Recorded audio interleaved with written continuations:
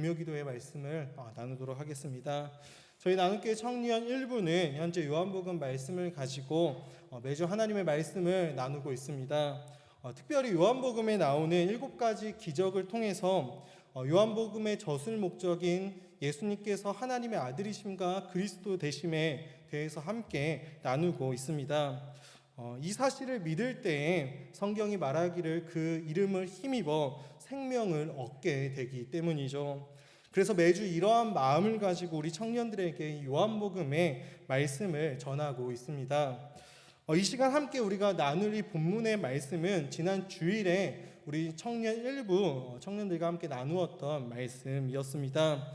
특별히 요한복음에 나오는 6번째 기적의 내용을 담고 있는 본문이기도 하죠. 오늘 본문을 보면은 예수님께서 길을 가시고 있는 도중에 한 등장인물이 나오고 있습니다. 우리 1절의 말씀을 함께 다시 한번 읽어보도록 하겠습니다. 9장 1절입니다. 함께 읽겠습니다. 시작. 예수께서 길을 가실 때에 날때부터 맹인된 사람을 보신지라 라고 이야기를 하고 있죠. 오늘 본문은 이 사람을 날때부터 맹인된 사람으로 이야기를 하고 있습니다. 날때부터 맹인이라는 것이죠. 이 사람은 태어날 때부터 앞을 보지 못하는 자로 태어난 사람이었습니다.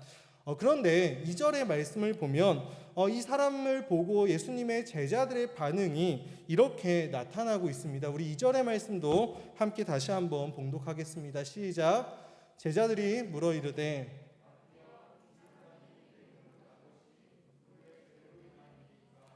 자기이니까 그의 부모이니까.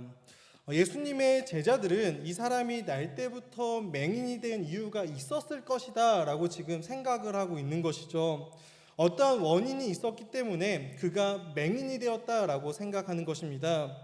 이 자가 맹인이 된 것을 어떠한 원인과 결과라고 하는 인과율의 법칙 안에서 그들은 이해하고 생각하고 있었던 것이죠. 그들이 말하는 원인은 이런 것이었습니다. 누군가의 죄가 원인이 되어서 그가 맹인이 되었을 것이다 라고 하는 것이죠. 제자들이 그렇게 생각했던 이유는 당시 대부분의 팔레스타인 유대인들은 죄와 고난이라고 하는 것을 밀접하게 연관시켰기 때문입니다. 그들은 어떠한 사람이 병에 들거나 고난을 당하게 되면 그가 하나님 앞에 죄를 지었기 때문에 하나님으로부터 심판과 벌을 받는다라고 여겼던 것이죠.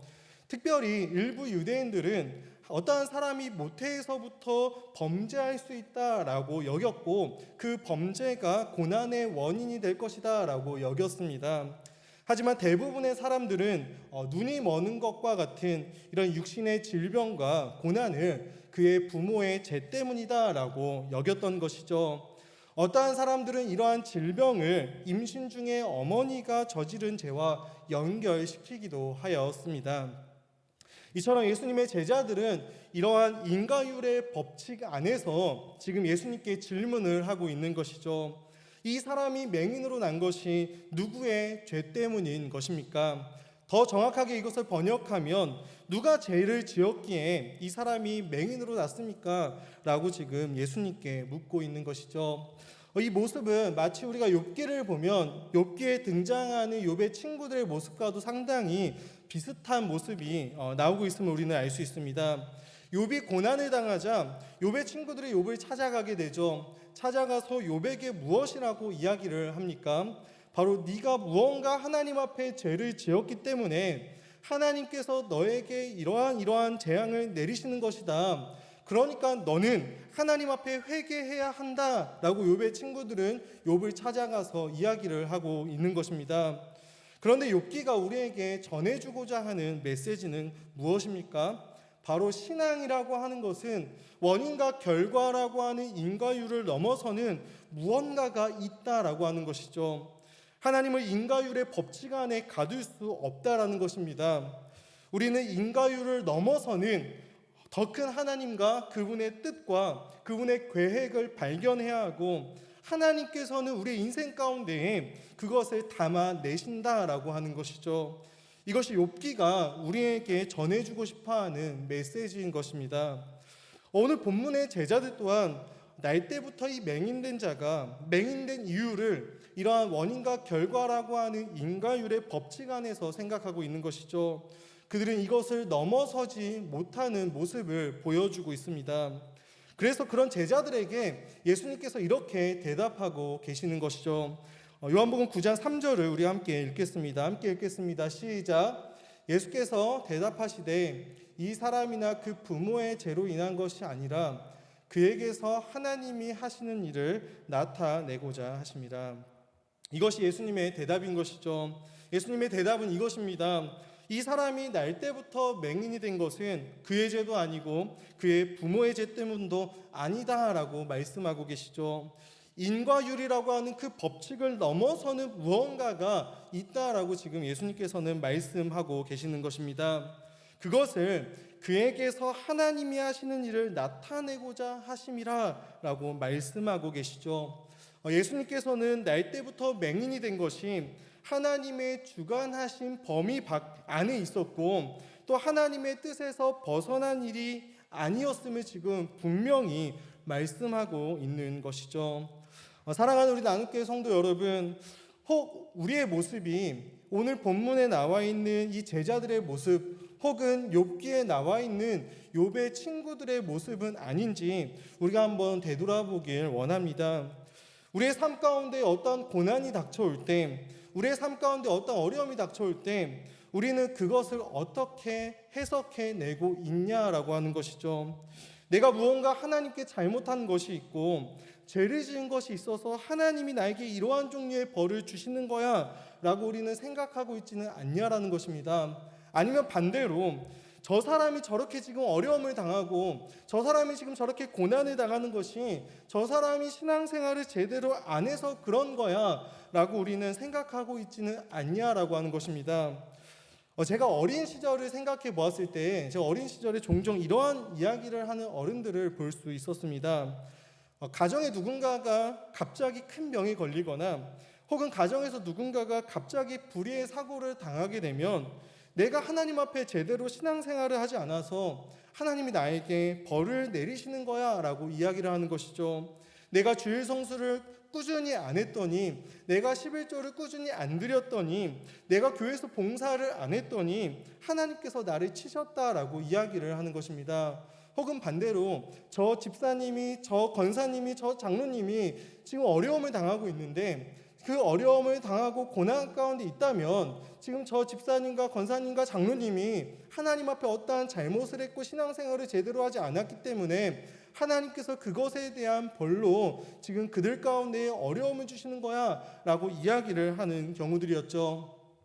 하나님을 단지 그 정도 그 수준으로만 생각하고 있는 것입니다. 내가 잘하면 하나님께서 나에게 상을 주고 내가 잘못하면 벌을 내리시는 그 정도의 신으로만 하나님을 우리가 생각하며 하나님을 여기며 살아왔던 것이죠. 인과율의 법칙 안에 하나님을 가두고 있는 모습인 것입니다. 오늘날 우리는 코로나19라고 하는 이 어려운 시기를 함께 겪고 있습니다. 코로나를 겪고 있는지도 벌써 1년 하고도 지금 반이 지나가고 있는 시점에 우리는 지금 처해 있죠.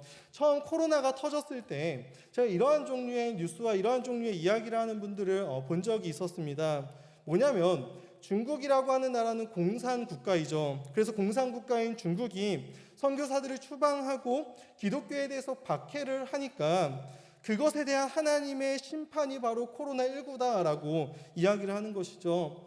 이러한 주장들은 세계 곳곳에서 어떠한 자연재해가 나타났을 때마다 등장하였던 주장이기도 합니다. 일본의 지진과 지진 해일이 있었을 때, 또 동남아의 지진 해일과 막 거대한 재난이 있었을 때 한국교회 안에서 이야기했던 내용들이 뭐냐면 그들이 우상 숭배를 하고 그 우상 숭배에 대한 하나님의 징계와 심판이다라고 주장하는 사람들이 있었던 것이죠. 물론 인류의 타락이 없었다면 죽음도 재앙도 또한 질병도 어떠한 자연재해도 없었을 것입니다. 하지만 오늘날 우리의 삶 가운데 일어나는 모든 고난과 모든 어려움들, 모든 질병과 재난의 문제들을 이 모든 것들을 우리가 혹은 너희들이 하나님께 죄를 지었고 너희들이 하나님께 잘못했기 때문에 하나님께서 벌을 내리시는 거야 라고 우리가 생각한다면 우리는 우리의 타락과 우리의 실패와 좌절에도 불구하고 하나님의 하나님 되심을 나타내시는 그 하나님의 크심과 그분의 뜻과 또 그분의 주권에 대해서는 우리가 생각하지 못하게 되는 것입니다. 하나님은 우리의 실패와 또 우리의 좌절 또 우리의 연약함에도 불구하고 우리의 삶의 모든 것들을 합력하여 선을 만들어 가시는 그런 하나님이시다라고 하는 것을 우리는 바라보아야 하는 것이죠. 하나님은 우리의 실패와 우리의 연약한 그 인생 안에도 은혜를 담아내시는 그 하나님이심을 우리는 기억하고 바라보아야 할 것입니다. 이렇게 그가 맹인이 된 것이 인과율로 볼 수 없다라고 말씀하신 이 예수님께서 4절과 5절에 이렇게 말씀하고 계십니다. 우리 함께 4절과 5절 말씀 읽도록 하겠습니다. 함께 읽겠습니다. 시작. 때가 아직 낮음에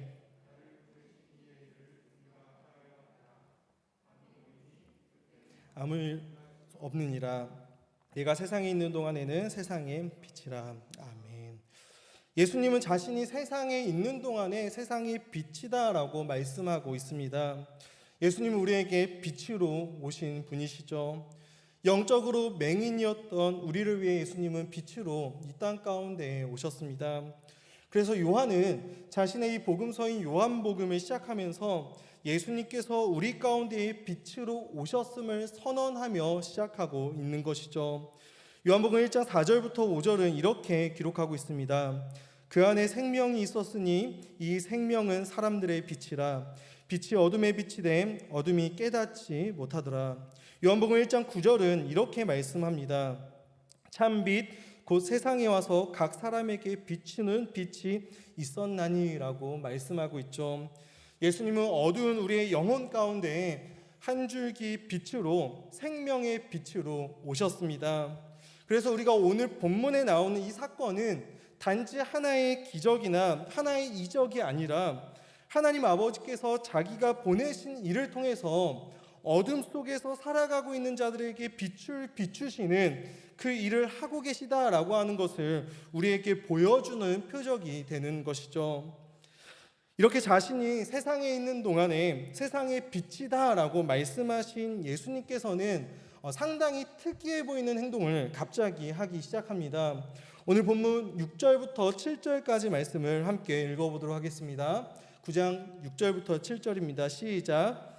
이 말씀을 하시고 땅에 침을 뱉어 진흙을 이겨 그의 눈을 바르시고 이르시되 실로암 못에 가서 씻으라 하니 실로암은 번역하면 보냄을 받았다는 뜻이라. 이에 가서 씻고 밝은 눈으로 왔더라. 아멘. 예수님께서 갑자기 땅에 침을 퇴 뱉으시고 진흙을 이기시기 시작하십니다. 그리고는 그 맹인의 눈에 이 진흙을 바르시는 것이죠. 예수님께서 땅에 침을 뱉으셔서 진흙을 이기시는 이 장면은 과연 우리로 하여금 어떠한 장면을 생각나게 하는 것일까요? 우리 하나님께서 세상을 창조하실 때 특별히 사람을 지으시고 만드실 때의 장면을 우리로 하여금 생각나게 하는 것입니다. 하나님께서 세상을 창조하실 때 말씀으로 모든 것을 하나님께서는 창조하셨습니다. 하지만 사람은 어떻게 만드셨습니까? 창세기 2장 7절은 이렇게 기록하고 있습니다. 함께 읽겠습니다. 시작. 여호와 하나님이 땅의 흙으로 사람을 지으시고 생기를 그 코에 불어넣으시니 사람이 생명이 되니라 라고 말씀하시죠. 모든 것을 말씀으로 창조하셨던 하나님께서 우리 사람을 만드실 때는 땅의 흙으로 사람을 만드셨다라고 창세기는 우리 가운데 이야기하고 있는 것이죠. 그런데 지금 예수님께서는 하나님께서 인간을 창조하셨던 그 모습과 아주 흡사한 방법을 사용하셔서 무엇을 하고 어떻게 하십니까? 바로 날 때부터 맹인된 자의 눈을 뜨게 하시는 것이죠. 과연 이것은 무엇을 보여주고 있는 것일까요? 바로 이 장면을 통해서 예수님께서 자신이 하나님의 아들이심을, 즉 자신이 하나님이심을 우리 가운데 보여주고 있다라고 하는 것입니다. 이 날 때부터 맹인이다라고 하는 것은 그에게 안구가 없었다라고 하는 것이죠. 근데 그에게 하나님이신 예수님께서 창조 때의 그 방법과 그 능력으로 그의 눈을 창조하고 계심을 지금 우리 가운데 보여주고 있는 것이죠. 이 장면을 에드워드 클랭카라고 하는 이 주석가가 존도반 주석이라고 하는 것에서 이렇게 이 장면을 주석하고 있습니다. 지금 요한은 기적을 행하는 자와 병든 맹인 사이가 아니라 창조주와 그의 피조물 사이의 순간을 보여주고 있는 것입니다 라고 이야기를 하고 있는 것이죠. 그리고 예수님께서 말씀하십니다. 실로암 못에 가서 씻으라 라고 말씀하시죠. 실로암이라고 하는 것은 오늘 본문에서 무엇을 뜻한다라고 이야기를 하고 있습니까? 이를 번역하면 보냄을 받았다라고 하는 뜻이 바로 실로암입니다. 사랑하는 우리 나눔교회 성도 여러분, 그 하나님의 아들이신 예수 그리스도께서 우리 가운데 오셨죠. 우리 가운데로 그 예수 그리스도께서 보내심을 받으셨습니다. 그렇다면 누가 보내셨고 누구를 위해 보내셨으며 무엇을 위해 그분은 보냄을 받으셨습니까? 요한복음 3장 16절은 이렇게 말씀하고 있습니다. 하나님이 세상을 이처럼 사랑하사 독생자를 주셨으니 이는 그를 믿는 자마다 멸망하지 않고 영생을 얻게 하려 하심이라. 하나님께서 세상을 사랑하사 자신의 하나뿐인 독생자 예수 그리스도를 우리에게 보내주신 것이죠. 그분은 성부 하나님의 보내심을 받아 우리 가운데 오셨습니다. 우리를 위해 오셨고 그리스도로 메시아로 구원자로 오셨습니다. 우리에게 생명을 주시기 위해서 우리를 위해 보내심을 받으셨죠. 영적으로 맹인이었던 우리의 눈을 밝게 하시기 위해서 예수님께서 우리 가운데 보내심을 받으신 것입니다. 영적으로 눈이 멀어서 우리는 하나님을 우리가 스스로 알 수도 없고 하나님을 볼 수도 없고 구원에 대해서 우리는 스스로의 힘으로 도무지 깨달을 수 없는 우리들을 위해서 예수님은 보내심을 받으신 것이죠. 그렇게 예수님께서는 우리 가운데에 생명의 빛으로 찾아오셨습니다. 그리고 그 예수님께서 우리에게 하나님이 누구신지를 알려주시는 것이죠. 그분의 삶으로 또 그분의 말씀으로 그분의 죽음으로 그분의 부활로 우리에게 하나님이 어떠한 분이시며 그 하나님이 우리를 얼마나 사랑하시는지를 우리에게 보여주시는 것입니다. 그 증거가 무엇일까요? 바로 십자가인 것이죠. 예수님께서는 이 십자가 위에서 하나님이 얼마나 죄를 미워하시는지 그리고 하나님이 그런 우리를 얼마나 사랑하시는지를 우리 가운데 보여주셨습니다. 그리고 그렇게 우리에게 보냄받아서 우리를 위해서 오신 예수님께서 이 날 때부터 맹인이었던 자에게 실로암으로 가라, 그를 실로암으로 보내시죠. 맹인은 실로암 못으로 보냄을 받았습니다. 실로암이라고 하는 곳이 원래 어떠한 곳이었냐면 이방인들이 하나님의 백성이라고 하는 이 무리에 속하기 위해서 씻음을 받았던 장소가 바로 이 실로암이라고 하는 못이죠. 그러한 장소였습니다. 지금 예수님께서는 많은 사람들이 아니 모두가 죄인이다 라고 여겼던 이 맹인을 실로암 못에 보내심으로 그가 하나님의 자녀였고 하나님의 백성이 되었음을 지금 그들 가운데 보여주고 있다는 것이죠. 생명의 빛으로 보내심을 받으신 그 그리스도께서 이 눈먼 맹인을 생명의 자리로 그 구원의 자리로 보내셨다라는 것입니다. 그리고 맹인이 한 것은 그 예수님의 말씀에 반응하여 그것으로 보냄을 받은 것이죠. 사랑하는 우리 나눔교회 성도 여러분, 우리는 오늘 이 시간에 함께 예배의 자리 가운데 나와서 하나님을 예배하고 있죠. 나의 뜻과 나의 의지와 나의 노력으로 우리가 이 자리 가운데 나오고 또 각자의 자리에서 온라인으로 예배를 드리는 것 같지만 우리가 반드시 기억하길 원하는 것은 하나님이 우리를 예배의 자리 가운데 보내시지 않으면 우리는 하나님을 예배할 수 없다라고 하는 사실입니다. 우리가 이 자리 가운데 예배하고 있다면 우리가 각자의 자리에서 하나님을 예배하고 있다면 우리의 삶 가운데 우리의 예배가 하나님의 일하심의 결과물이 된다라고 하는 것이죠. 그리고 우리는 이 예배 가운데서 하나님을 알게 되고 하나님을 보게 되고 하나님을 만나게 되는 은혜를 우리는 누리게 되는 것입니다. 이에 그가 가서 눈에 묻은 이 진흙을 실로암 못에서 닦아냅니다. 그때 어떠한 일이 그에게 벌어졌습니까? 바로 그의 눈이 밝아졌죠. 본문은 밝은 눈으로 왔더라라고 우리에게 말씀하고 있습니다. 보지 못했던 자가 지금 보게 되었다라는 것이죠. 그런데 이 사람은 꽤나 유명했던 거린이었나 봅니다.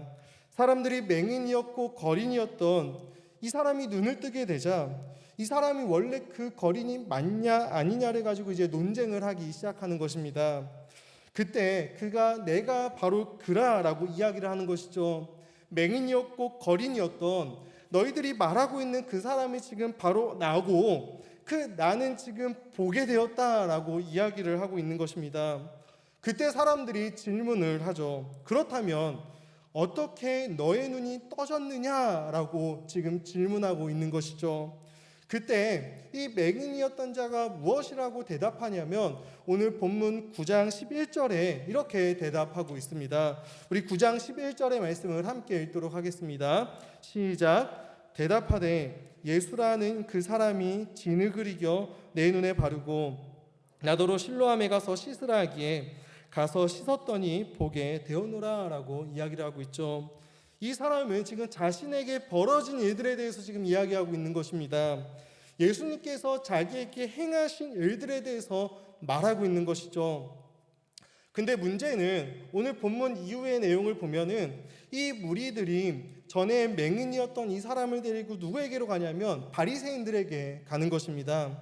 왜냐하면 그 날이 바로 안식일이었기 때문인 것이죠. 그때 바리새인들이 어떻게 네가 보게 되었냐라고 그에게 다시 물어보고 있습니다. 그리고 그는 다시금 예수님께서 자기에게 행하신 일에 대해서 이야기를 하는 것이죠. 그때 이 바리새인들 무리들 중에 논쟁이 일어나기 시작했습니다. 그 바리새인들 무리 중에 어떤 이들은 이 예수라는 그가 안식일에 이 병자를 치유하는 이 안식일을 범했기 때문에 하나님으로부터 온 자가 될 수 없다. 이 안식일을 범했기 때문에 이제는 하나님으로부터 온 자가 아니라라고 하였고, 또 반대 어떤 반대 무리들은 하나님으로부터 온 자가 이 사람이 아니라면 이러한 표적을 나타낼 수 없다라고 지금 논쟁을 하기 시작한 것이죠. 그리고 맹인이었던 자의 부모를 불러서 이것이 어떻게 일어난 일인지를 묻기 시작합니다. 그때 이 맹인이었던 자의 부모는 만약에 예수를 구원자 즉 그리스도라고 시인을 하면 이 부모는 유대교에서 출교가 되기에 직접 내 아들인 그에게 가서 물어보라라고 이야기를 하고 있습니다. 그때 유대인들이 두 번째로 맹인이었던 자에게 질문하죠. 너가 지금 말하고 있는 예수는 이 안식일을 범한 죄인인데 너는 어떻게 보게 되었냐라는 것이죠. 죄인으로서는 그런 표적을 나타낼 수 없기에 다른 이유 또 다른 원인이 있을 것이다 라고 이야기를 하고 있는 것입니다. 그때 맹인이었던 자의 대답이 이렇습니다. 우리 함께 25절의 말씀, 9장 25절의 말씀 한번 읽어보도록 하겠습니다. 그때 이 맹인의 대답이 이것입니다. 함께 읽겠습니다. 시작. 대답하되 그가 죄인인지 내가 알지 못하나 한 가지 아는 것은 내가 맹인으로 있다가 지금 보는 그것이니이다 라고 이야기를 하죠. 사랑하는 우리 나눔교회 성도 여러분, 이 대답은 우리에게 무엇을 보여주고 있는 것일까요? 이 맹인이었던 이 자가 예수라고 하는 이 사람을 이해하고 예수님을 이해하고 예수님을 납득하고 예수님을 믿어서 눈이 떠진 게 아니다라고 하는 이야기를 하고 있는 것이죠. 그가 예수님이 하나님의 아들이심과 그리스도이심을 이해하고 납득하고 그것을 믿어서 눈이 떠진 게 아닌 것입니다. 맹인이었던 자신의 삶에 예수라고 하는 사람이 찾아왔고 자신이 찾지도 구하지도 않았는데 그가 나를 찾아왔고 그가 나를 만나주었고 그가 나에게 실로암에 가서 이 눈을 씻어라 라고 말씀했고 내가 그대로 했더니 나에게 결과가 생겨났다라고 하는 이야기를 하는 것이죠. 예수라는 그가 죄인인지 아닌지, 그가 어떠한 사람인지, 그가 하나님의 아들인지 그리스도인지 내가 그건 알지 못하겠는데 내가 확실히 아는 것이 지금 내가 보게 되는 결과가 나타났다라는 이야기를 하고 있는 것이죠. 사랑하는 우리 나눔교회 성도 여러분, 오늘 설교를 시작하면서 말씀을 시작하면서 이 인과율에 대해서 우리가 함께 나누었습니다. 제자들은 인간의 고난과 인간의 질병, 이 재난과 아픔의 문제를 그의 죄 혹은 그의 부모의 죄로 인함이다라고 여겼죠. 그것이 원인이 되어 하나님의 징계와 심판의 차원에서 고난을 당하게 된 것이다 라고 이야기를 하였었습니다.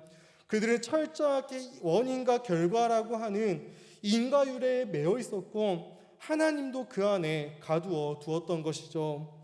하지만 오늘 이 맹인이 치유받는 이 사건을 통해서 우리가 보게 되는 사실이 무엇입니까? 이 맹인이 어떠한 원인을 제공하지 않았음에도 불구하고 치유라고 하는 결과가 생겨났다라고 하는 것이죠.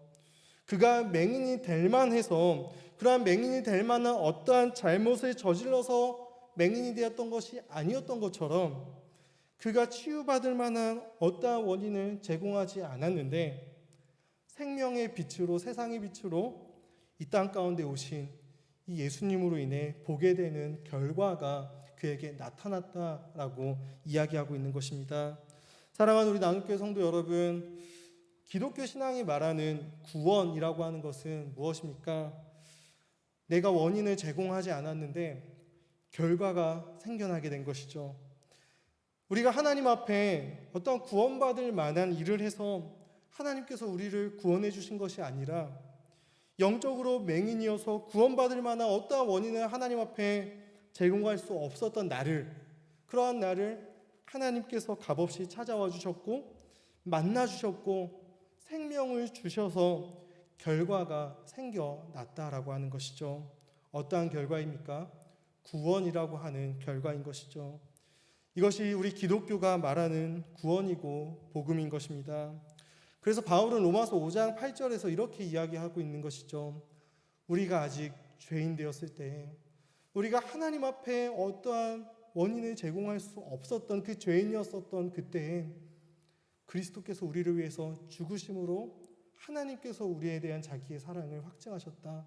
그러한 결과를 만들어 내셨다라고 이야기하고 있는 것입니다. 사랑하는 우리 성도 여러분, 오늘도 이 예수님을 우리가 함께 바라보기를 소망합니다. 우리의 영적인 눈이 떠졌다면 그 눈으로 오늘도 우리를 위해서 일하신 예수님, 그리고 우리를 위해서 일하고 계신 예수님, 그리고 앞으로 우리를 위해서 일하실 그 예수님을 바라보시기를 간절히 소망합니다. 그리고 나에게 찾아온 이 빛을 아직 보지 못한 자들에게 전해줄 수 있는 우리 모두가 되기를 간절히 소망합니다. 그 빛을 전하면서 나에게 찾아왔던 그 은혜가 그 빛을 아직 보지 못한 자들에게도 임하기를, 찾아오기를 기도하시는 우리 모두가 되길 소망합니다. 우리 가정에 있는 우리의 자녀들에게, 또 믿지 않는 또 배우자에게, 또 믿지 않는 우리의 다음 세대들에게 이 하나님의 찾아오시는 은혜가 임하기를 기도하시는 우리 모두가 되기를 간절히 소망합니다. 빛 대신 주님께서는 원인 없이 결과를 만드시는 분이십니다. 그것이 우리의 삶에 어떠한 의미이고 또 얼마나 큰 은혜이고 또 얼마나 큰 감사이고 감격인지 날마다 더 깊이 알아가시는 우리 모두가 되기를 간절히 소망합니다. 우리 시간에 함께 찬양하고 또 하나님 앞에 계속해서 기도로 나아가는 시간 갖도록 하겠습니다. 우리 시간 함께 오직 예수뿐이네 라는 찬양 함께 찬양하고 함께 기도하는 시간 갖도록 하겠습니다.